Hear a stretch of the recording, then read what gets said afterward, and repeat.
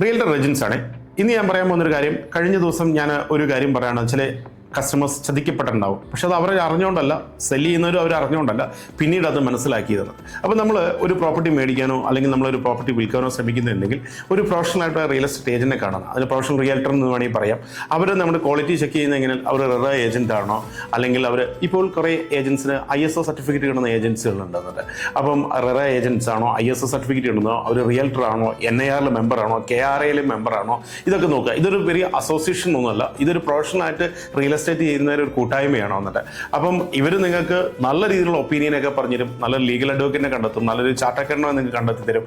അത് വിറ്റ് കഴിഞ്ഞാൽ എങ്ങനെയാണ്, അത് വിൽക്കുന്നതിന് മുന്നേ എങ്ങനെയാണ് അതിൻ്റെ ഒഫീഷ്യലായിട്ടുള്ള കാര്യങ്ങൾ എന്നെ കണ്ടെത്താൻ പറ്റും, അത് ഏത് രീതിയിലൊക്കെ നമുക്ക് വിൽക്കാൻ പറ്റും, അതിൻ്റെ ഡോക്യുമെൻറ്റുകൾ എങ്ങനെ ചെയ്യാൻ പറ്റും എന്നുള്ള കാര്യങ്ങളെല്ലാം ഇവർ പറഞ്ഞു തരുന്നുണ്ട്. അതുകൊണ്ട് ഇനിയൊരു കാര്യം ചെയ്യുക, നിങ്ങൾ നിങ്ങളുടെ പ്രോപ്പർട്ടി വിൽക്കാനോ സെൽ ചെയ്യാനാണ് പോലെ ഒരു പ്രൊഫഷണൽ റിയൽ എസ്റ്റേറ്റ് ഏജന്റിനെ കണ്ടെത്തുക എന്നുള്ളതാണ് ആദ്യത്തെ നിങ്ങളുടെ കടമ. അതിനുശേഷമാണ് നിങ്ങളുടെ പ്രോപ്പർട്ടി വിൽക്കുകയോ സെൽ ചെയ്യാനുള്ള കാര്യങ്ങളെക്കുറിച്ച് തീരുമാനിക്കേണ്ടത്.